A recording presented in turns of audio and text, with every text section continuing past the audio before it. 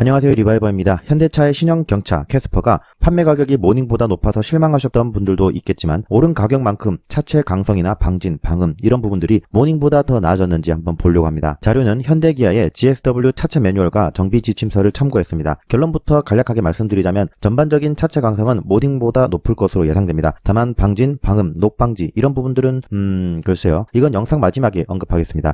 KNCAP 자동차 안전도 평가에서 2017년 모닝 77.1점에 3등급, 2016년 스파크 87.7점에 1등급으로 스파크가 더 구형 모델임에도 불구하고 더 높은 안전도를 보여줬습니다. 당시 모닝은 통뼈 경차를 외치면서까지 강성이 증대되었다고 홍보했지만 스파크를 이기지는 못했습니다. 그럼 이번 캐스퍼에서는 어느 부분을 어떻게 강성 보강을 했을까요? 그리고 이번에는 스파크를 이길 수 있을까요? 한번 알아보도록 하겠습니다. 먼저 자동차의 프레임이라고 하는 것은 크게 샤시와 바디로 나눠집니다. 우선 바디부터 먼저 시작을 해볼게요. 먼저 모닝부터 보겠습니다. 회색이 일반강, 파란색이 고장력, 초고장력강, 빨간색이 울트라 핫스탬핑강이며 순서대로 강도가 높습니다. 먼저 모닝은 언더바디 양쪽 멤버만 핫스탬핑이고 어퍼바디, 내장 그 어디에도 핫스탬핑은 없습니다. 반면 캐스퍼는 언더바디 핫스탬핑은 모닝과 동일한 데 반해 운전석 A, B 필러 그리고 상단부까지 핫스탬핑으로 들어가 있습니다. 조수석 뷰가 없지만 조수석 쪽 B필러 하단 사이드실 안쪽 면이 빨간색인 것을 볼 때 조수석도 똑같이 바깥쪽은 핫스탬핑으로 보여집니다. A필러와 B필러의 강성을 높이면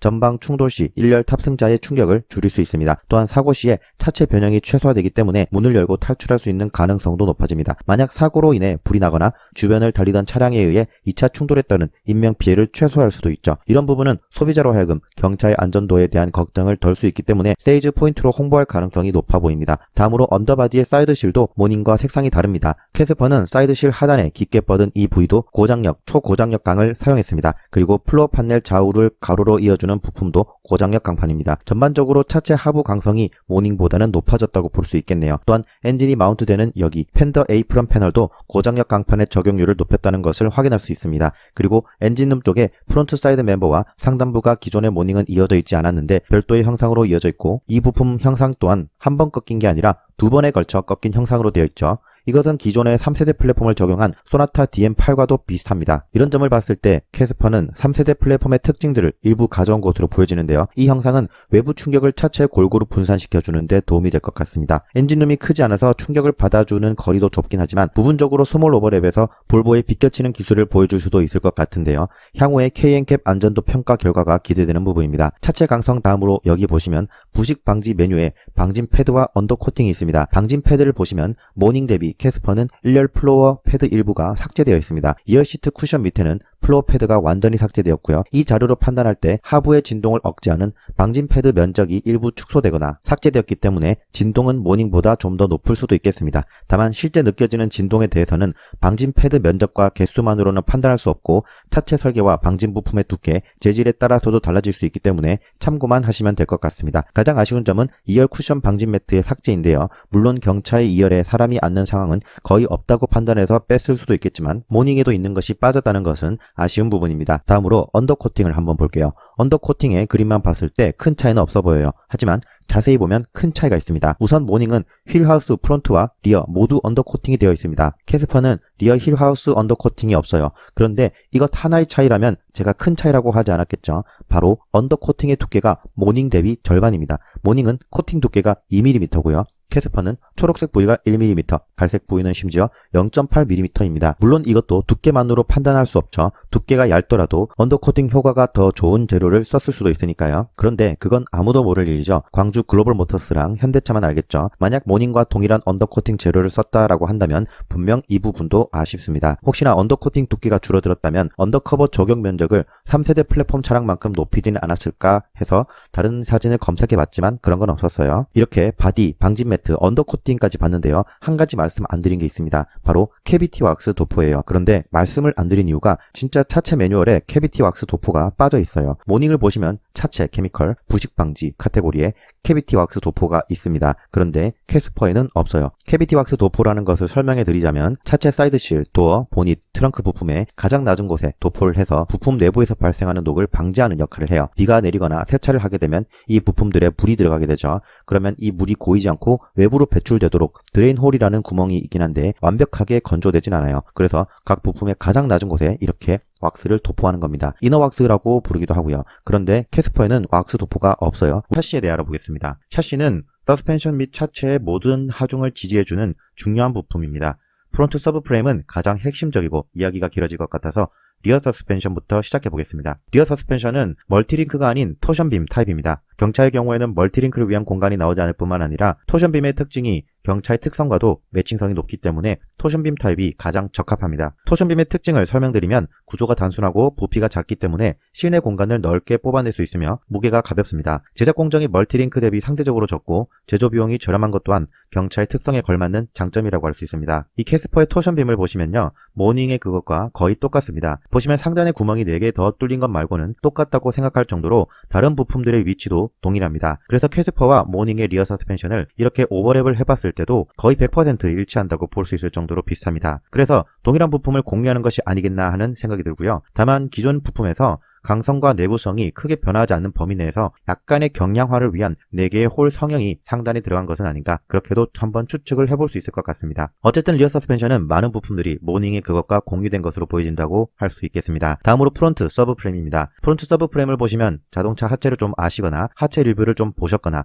현대차 3세대 플랫폼에 대해서 들어보신 분들은 딱 보면 신기하다고 할 만한 포인트가 있어요. 바로 기존의 모닝에 적용된 H형 서브 프레임 앞 양쪽으로 사이드 멤버가 추가되었다는 건데요. 이것뿐만이 아닙니다. 프론트 엔드 모듈까지 이렇게 붙이고 나면 최근 현대차, 기아가 신차에서 내세우고 있는 3세대 플랫폼, 이 3세대 플랫폼의 시그니처라고 할 수 있는 프론트 서브 프레임의 형상이 우물정자형으로 완성되는 겁니다. 물론 소나타나 아반떼 3세대 프론트 서브 프레임은 모두 영접으로 이어져 있고 캐스퍼는 이렇게 프론트 엔드 모듈을 볼트와 너트로 조립한다는 것에는 차이가 있습니다. 그래도 꽤나 우물정자 형태를 갖추어서 3세대 플랫폼의 특성들을 가져오기 위해 노력했다는 점이 보입니다. 여기서 또 특이한 점은 이 프론트 서브 프레임이 완전히 새롭게 설계된 것이 아닌 것 같다는 점입니다. 처음부터 3세대 플랫폼을 목표로 했다면 아반떼나 소나타의 그것과 형상이 유사했을 텐데 캐스퍼는 왠지 모르게 덕지덕지 추가된 느낌이랄까요? 그런 게 느껴지는데요. 이 부분에 대한 저의 추정은 이렇습니다. 현대차는 캐스퍼를 3세대 플랫폼의 서브프레임 형상을 구현함으로써 주행 성능과 안전성을 높이려 했지만 기존의 모닝의 프론트 서브프레임을 활용하려고 했던 것 같습니다. 그런데 사이드 멤버를 프론트 좌우로 용접을 하려고 했더니 프론트 로어암의 A포인트에 볼트를 조립할 수 있는 공간이 나오지 않았던 거죠. 그래서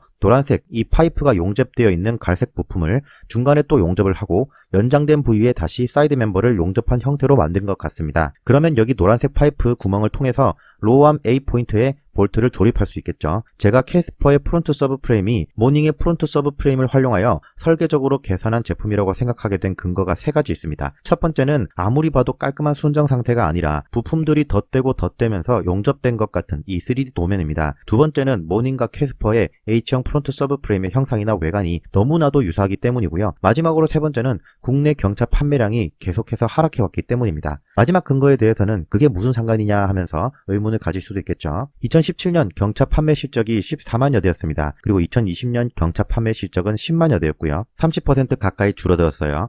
2017년도 모닝이 지금의 3세대 모닝입니다. 그 당시 대비 지금 30% 판매가 줄었다는 것은 생산도 30%가 줄어들어서 공장 가동률이 70%밖에 안 된다고 해석할 수 있겠죠. 대략적으로 생각해보는 겁니다. 반대로 언제든지 구매율이 다시 높아지면 공장 가동률을 100%로 돌릴 수 있는 거예요. 그러니까 지금 30%의 여유가 있으면 당연히 기존에 설계된 제품을 활용하는 게 현대차 입장에서는 신차 개발비를 아낄 수 있겠죠. 이렇게까지 하고 온라인 판매까지 했는데 가격은 왜 그따구. 어쨌든 현대차는 캐스퍼의 프론트 서브 프레임을 우물정자 형태, 즉 3세대 플랫폼의 형태로 만들어냈습니다. 이 3세대 플랫폼의 서브 프레임은 2세대 플랫폼의 서브 프레임이 바디와 연결되는 포인트가 4개였던 것에 비해 6개로 늘어나면서 바디와 샤시가 좀 더 일체화된 것처럼, 좀 더 하나가 된 것처럼 응답성이나 주행 안정성 측면에서 장점을 가집니다. 또한 신규 설계된 3세대 플랫폼 수준은 아니더라도 전방 충돌 시에 충격 분산 효과도 어느 정도 보여줄 것 같고요. 그래서 저는 이것을 3세대가 되려고 한 2.5세대 경차 플랫폼이라고 하고 싶네요. 자, 이렇게 두 편의 영상을 통해서